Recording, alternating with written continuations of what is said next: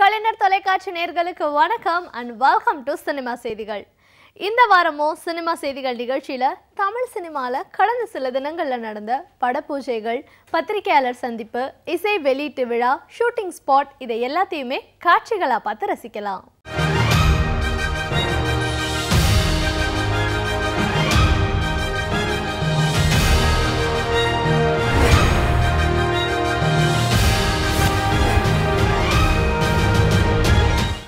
சமுதாயத்துக்கு தேவையான கருத்துக்களை எல்லாரும் ஏற்கும்படியும் ரசிக்கும்படியும் சினிமாவில் சொல்லக்கூடியவரே சிறந்த படைப்பாளி. செல்வராகவன் இயக்கத்துல அடுத்ததா சூர்யா நடிக்க இருக்காரு. இவங்க ரெண்டு பேருக்குமே இது முக்கியமான படமா இருக்கும்.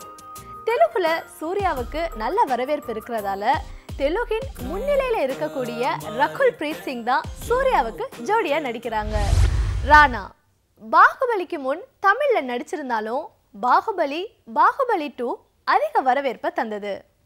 தமிழ் ரசிகர்களுக்கு இப்போ இவர் முக்கியமான நடிகராயிட்டாரு. ராணா நான் ஆணையிட்டால் என்ற தெலுங்கு படத்தின் தமிழ் ரீமேக்ல நடிச்சிருக்காரு. இன்றைய அரசியலை பிரதிபலித்திருக்கும் இந்த திரைப்படம் விரைவில் வெளிவர இருக்கு. இந்த படத்தின் மேலும் சிறப்புகளை பார்ப்போம். நான் ஆணையிட்டால் it's a film that's very special to me.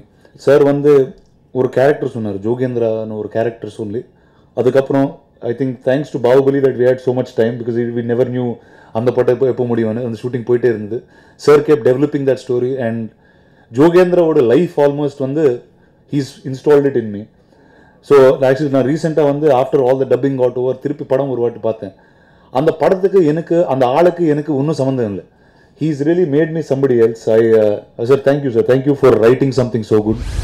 அமோகா productions தயாரிப்பில் மோகன்குமார், ஸ்ரேயா ஸ்ரீ நடிக்க ராஜ்பாஸ்கர் இசையில் புதியவர்கள் உருவாக்கி இருக்கும் திரைப்படம் நெறி. வன்முறை இல்லாத சமுதாயத்தை உருவாக்க வேண்டும் என்ற கருத்தை வலியுறுத்தியிருக்கும் இந்த படத்தின் இசை வெளியீட்டு விழாவை பார்க்கலாம். நெறி அப்படிங்கிற படத்தோட தயாரிப்பாளர் மற்றும் கதாநாயகன் நான் தான். இந்த படமானது ஒரு சமுதாய நோக்குள்ள படம். ஒரு தைரியமாக முதல் படத்தை வந்து ஒரு சமுதாயத்துக்கான தீர்வாக மாணவர்கள் எப்படி இருக்கணும் இருக்கக்கூடாது அப்படிங்கிற மாதிரி ஒரு புதுமையான ஒரு படம். ஸ்ரேயா ஸ்ரீ மூவி நல்லா அழகாக வந்திருக்காங்க.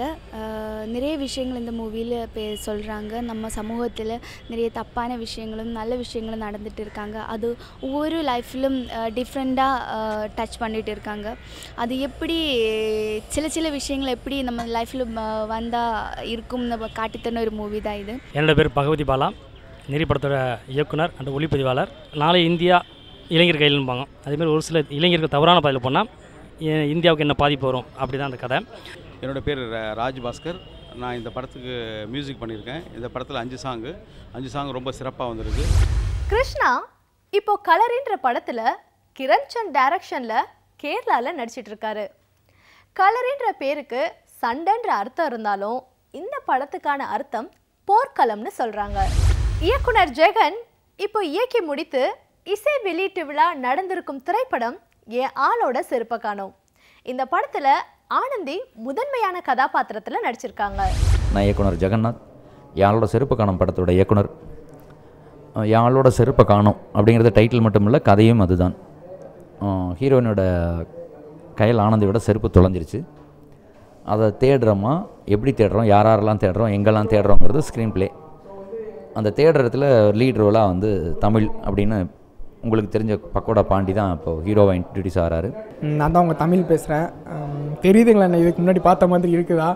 அதான் பசங்க படம், மெரினா, கோலிஸோட இதெல்லாம் நடிச்சிருப்பேன். ஒரு பக்கம் நம்ம ஹீரோவா சான்ஸ் வந்திருக்கு அப்படின்னு சொல்லி ஹாப்பியாக இருந்தாலும் இன்னொரு பக்கம் எனக்கு கொஞ்சம் பயம்தான்.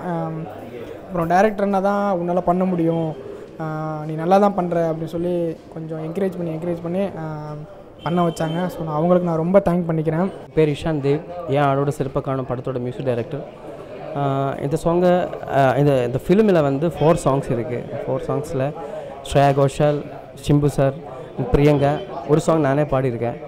சுகசெல்வன், யாழோட சிறப்பாக காணும் படத்தோட சினிமாட்டோகிராஃபர். கோலிசோடா பாண்டி அவர்கள் தமிழ்ங்கிற பேரில் ஹீரோ அறிமுகமாகிறார்.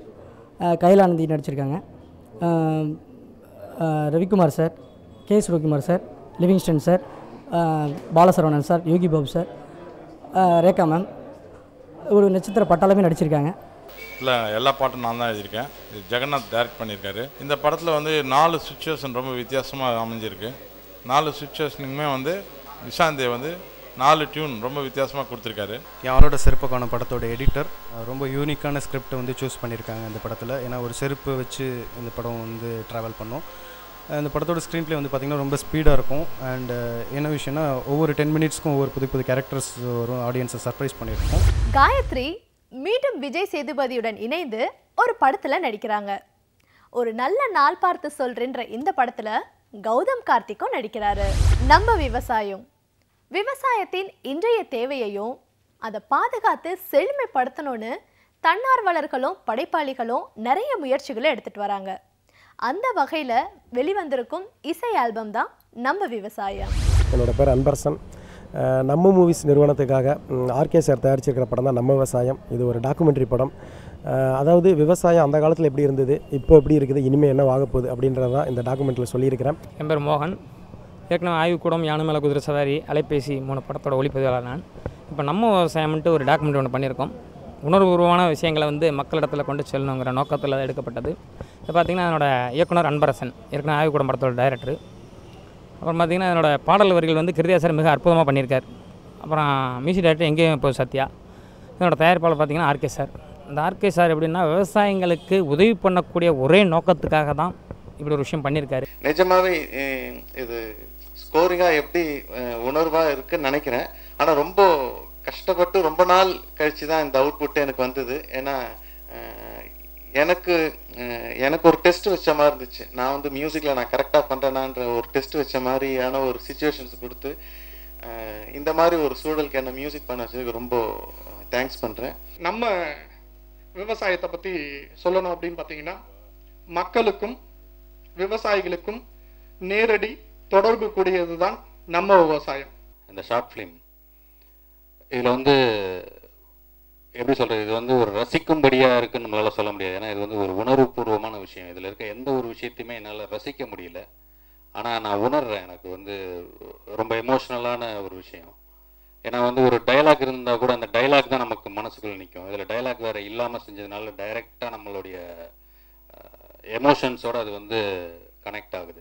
ஒரிஜினலாக பார்த்தீங்கன்னா இது விவசாயிகளை காப்பாற்றுறோன்றது அது ஒரு சைடு இருந்தால் கூட நம்மளை அடுத்தது காப்பாற்றிக்கிறோன்றது தான் இதில் ரொம்ப முக்கியமான விஷயம். நமக்கு ஆக்சுவலாக இது விவசாயிகளை பற்றி அக்கறையே இல்லாதவங்களாக இருந்தாங்க கூட நமக்கு என்ன கிடைக்குன்னா நமக்கு நல்ல பொருள் கிடைக்குது, ஹைஜீனிக்கான பொருள் கிடைக்குது, ஆரோக்கியமான பொருள் கிடைக்குது, நம்ம நல்லா சாப்பிட போகிறோம், கம்மி விலையில் கிடைக்க போகுது. இதெல்லாம் நமக்கு பெனிஃபிட்.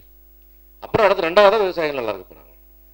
ஸோ அதனால் டெஃபினட்டாக இது வந்து ஒரு ரொம்ப நல்ல விஷயம் இவங்க பண்ணியிருக்கிற விஷயம். ஜீவா புதிய முயற்சியா இப்போ நடிச்சிட்டு இருக்க திரைப்படம் கீ. காளிசன் இயக்கத்தில் கம்ப்யூட்டர் ஹேக்கரை பேஸ் பண்ணி இந்த படம் உருவாயிட்டு இருக்கு. பரத் போன்ற ஹீரோக்கள் இருந்தாலும் அவரோட நிறைய காமெடி நடிகர்களை வைத்து காட்சிகளை அமைத்து சிரிக்க வைப்பவர் இயக்குனர் எல்ஜி ரவிச்சந்தர். நான் அவளை சந்தித்த போது எல்ஜி ரவிச்சந்தர் இயக்கி கொண்டிருக்கும் இந்த படத்துல சந்தோஷ் ஹீரோவா நடிச்சிட்டு இருக்காரு. தற்கொலை செய்ய போகும் பெண்ணை ஹீரோ காப்பாற்றும் காட்சியை தான் இப்போ நீங்க பார்த்துட்டு இருக்கீங்க. என்னுடைய பேர் வீட்டு நிதிஷ்குமார். சினிமா பிளாட்ஃபார்ம் சார்பில் நான் தயாரிக்கிற படம் நான் அவளை சந்தித்த போது. கவிதை மாதிரி ஒரு டைட்டில் இருக்குது அப்படின்னு நீங்கள் நினைக்கலாம். படமே கவிதை மாதிரி தான் இருக்கும். நிறைய ஜானர்ஸில் எனக்கு படம் வந்துட்டு இருக்குங்க.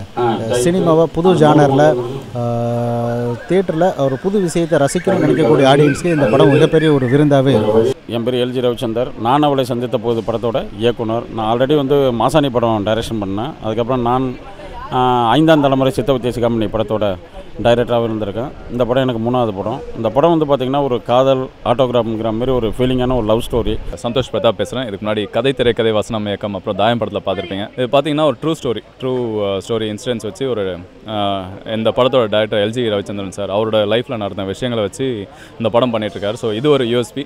இன்னொரு யூஎஸ்பி என்னன்னு பார்த்தீங்கன்னா இது 70s 80s நடக்கிற ஒரு பீரியாடிக் ஃபிலிம். நான் அவளை சந்தித்த போது இந்த படத்தோட இசையமைப்பாளர் ரிதேஷ் முருகவேல் பேசுகிறேன். இந்த படத்தில் 5 சாங் இருக்குது. எல்லாமே வந்து லைவை போட்டு பண்ண சாங்கு சுச்சுவேஷன் சாங்கு தான் அது. நாங்கள் டான்ஸ் மாஸ்டர் பாலகுமார் ரேவதி பேசுகிறோம்.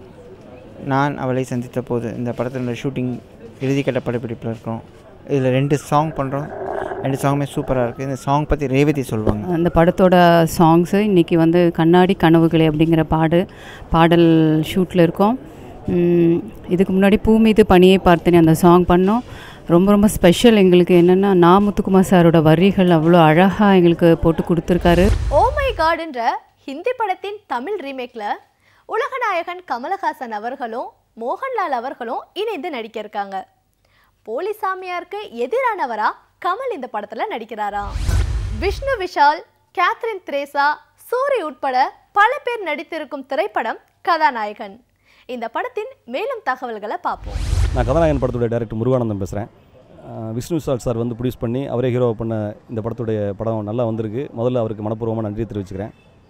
Catherine Tresa, Soori sir, Anandaraj sir, Manobala sir, Saranya madam, இப்படி தாஸ் சார், இப்படி பெரிய பட்டாளமே பண்ணியிருக்காங்க.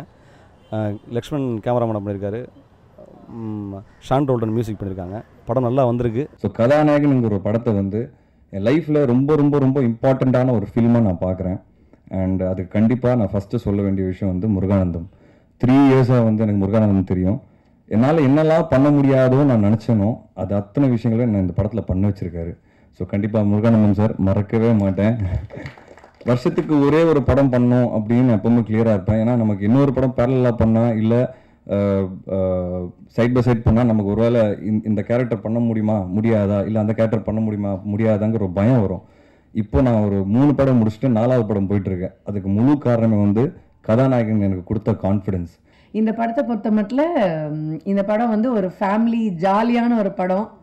என்னுடைய பாகங்கள் நான் நடித்தது வரைக்கும் சென்டிமெண்ட் சீரியஸ் இதெல்லாம் இருந்தாலுமே எல்லாரும் சேர்ந்து பார்த்து நல்ல ஒரு ஃபீல் நல்லா இருந்தது, ஜாலியாக இருந்ததுன்னு கண்டிப்பாக தோணும் இந்த படம்.